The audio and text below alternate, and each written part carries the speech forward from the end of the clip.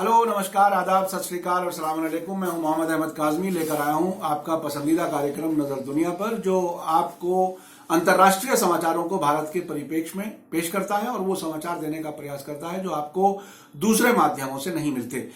Saudi अरब के crown Prince यानी राजकुमार मोहम्मद बिन सलमान भारत पहुंच चुके हैं। उनकी यात्रा के दौरान जो समझौते होंगे और क्या बात होगी वो तो आप तक अखबारात और टेलीविजन पहुंचा देंगे, लेकिन जो बात आपको मीडिया या ये कहा जाए गोदी मीडिया नहीं बताएगा वो हम आपको media star world YouTube channel पर नजर दुनिया कार्यक्रम में जरूर बताएंगे।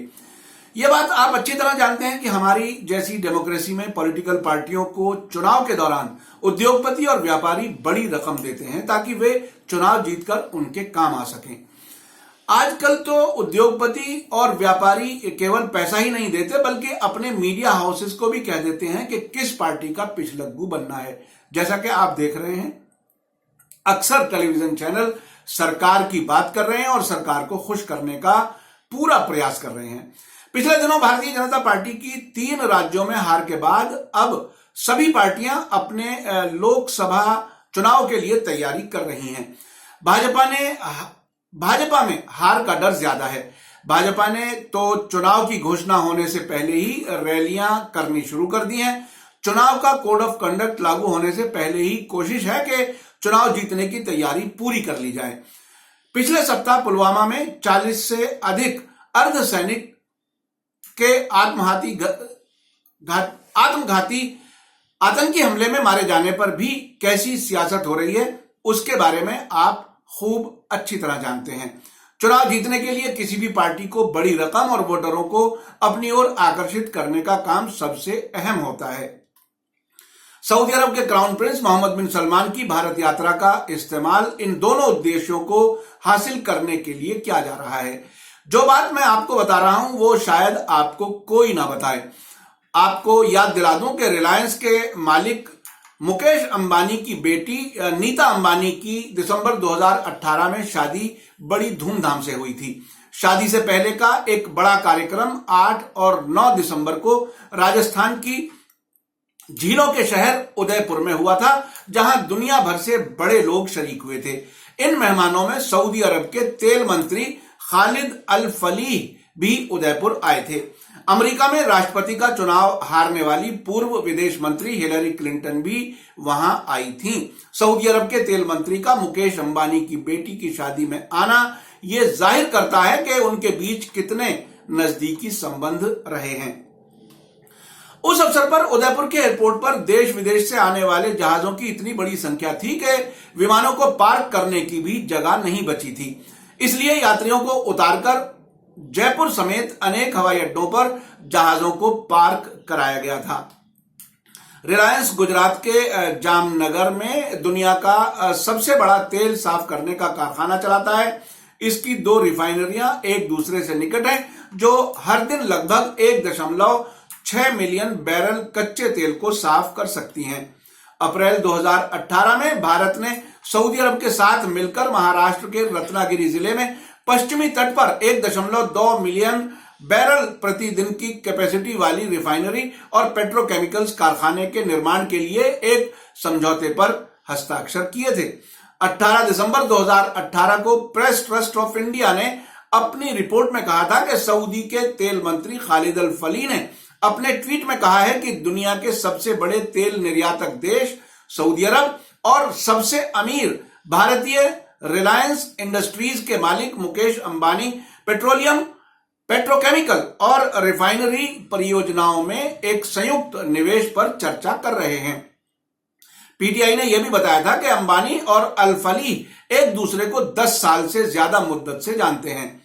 अल फलीह ने अंबानी की बेटी ईशा की अजय पीरामल के बेटे आनंद के साथ शादी के उत्सव में भाग लेने के लिए उदयपुर की यात्रा की थी। उस यात्रा के दौरान उन्होंने अंबानी के साथ भी बातचीत की, लेकिन कुछ दिन गुजरने के बाद उन चर्चाओं के बारे में ट्वीट किया। एक अरबी ट्वीट में, जिसे ऑनलाइन टूल का उपयोग करके ट्रांसलेट किया गया है, अल फलीह ने कहा कि वे अंबानी से मिलकर बहुत खुश हुए। ये पीटीआई की रिपोर्ट ने दिया, ट्वीट के बारे में जो बताया है। उनके अनुसार बैठक के दौरान हमने ऊर्जा, उद्योग और खनिज संसाधन, पेट्रोकेमिकल, रिफाइनिंग और संचार परियोजनाओं में संयुक्त निवेश यानी जॉइंट इन्वेस्टमेंट और सहयोग के अवसरों पर चर्चा की। उन्होंने बैठक की एक तस्वीर भी ट्वीट की जिसमें अंबानी ने व्यापार सूट पहना हुआ था, जो उत्सव के दौरान पारंपरिक पोशाक से अलग था। आपको बताता चलूं, बड़े लोगों के बीच जो मीटिंग होती है उसके दौरान कौन से कपड़े पहने हुए हैं उनके भी संकेत होते हैं और उनका महत्व होता है। हाल ही में एक खबर और सामने आई है। रिलायंस इंडस्ट्रीज के मालिक और चेयरमैन मुकेश अंबानी ने क्राउन प्रिंस मोहम्मद बिन सलमान की भारत यात्रा से लगभग 2 हफ्ते पहले 5 फरवरी को सऊदी अरब की सबसे बड़ी तेल कंपनी अरामको के सीईओ अमीन नासिर से मुलाकात की है। यह खबर नई दिल्ली डेडलाइन से प्रेस ट्रस्ट ऑफ इंडिया ने लिखी है, जिसमें अरामको के ट्वीट का हवाला दिया गया है। पूरी खबर में यह नहीं बताया गया कि यह भेंट नई दिल्ली में हुई है या रियाद में अंजाम पाई है। एक बड़े पत्रकार के मुताबिक यह मीटिंग रियाद में हुई है, जो कि मोहम्मद बिन सलमान की भारत यात्रा की तैयारी के दौरान हुई थी। अब आपको यह भी समझ आने लगा होगा कि सरकारी उपक्रमों यानी सरकारी कंपनियों को किस तरह से कमजोर किया जाता है। जैसे रफाल वाले मामले में हिंदुस्तान एरोनॉटिक्स लिमिटेड को अलग हटा दिया गया, उसी तरह से यहां भी ऐसा ही कुछ होने वाला है। जरूरत उसे देखने और समझने की है ताकि राष्ट्रहित को सामने रखते हुए डेमोक्रेसी की निगरानी की जा सके। यह पत्रकारों की खास तौर पर जिम्मेदारी है। लेकिन आजकल जिस तरह का गोदी मीडिया बना हुआ है वो शायद उस तरह से मेहनत ना कर सके, लेकिन फिर भी अभी देश में पत्रकारिता जिंदा है और मुझे उम्मीद है कि वो निगरानी रखी जाएगी। जब मुकेश अंबानी को सऊदी अरब का इन्वेस्टमेंट मिलेगा और वो अपनी रिफाइनरी की क्षमता बढ़ाएंगे और कारोबार बढ़ेगा, तो उससे प्रधानमंत्री नरेंद्र मोदी की पार्टी भारतीय जनता पार्टी को फायदा पहुंचना नेचुरल है। एक बड़े पत्रकार का कहना है कि इस सरकार में अंबानी ब्रदर्स को जितना फायदा पहुंचाया गया है उतना किसी को नहीं मिला। एक भाई अनिल अंबानी रफाल डील में भरपूर फायदा उठा रहा है, दूसरा भाई मुकेश अंबानी सऊदी अरब के साथ होने वाली डील में अरबों डॉलर का फायदा उठाएगा। लेकिन यह सब तभी हो सकेगा जब भारतीय जनता पार्टी की सरकार आने वाले दिनों में फिर से बने। यह भी मुमकिन है कि जिसकी संभावना ज्यादा है कि मुकेश आने वाली किसी भी सरकार में अपने काम अपनी मर्जी से करा सकेंगे, क्योंकि अक्सर पार्टियों का इस मसले में एक जैसा ही कैरेक्टर है।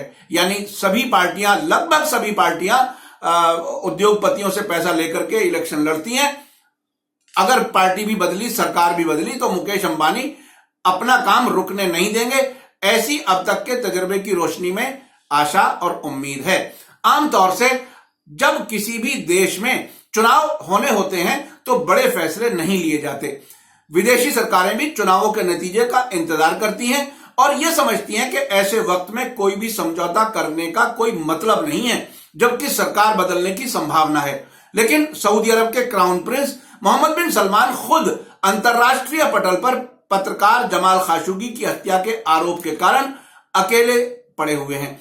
वे इन दिनों उन सभी मित्र देशों की यात्रा कर रहे हैं जहां वे धन निवेश यानी इन्वेस्टमेंट का लालच दे सकते हैं।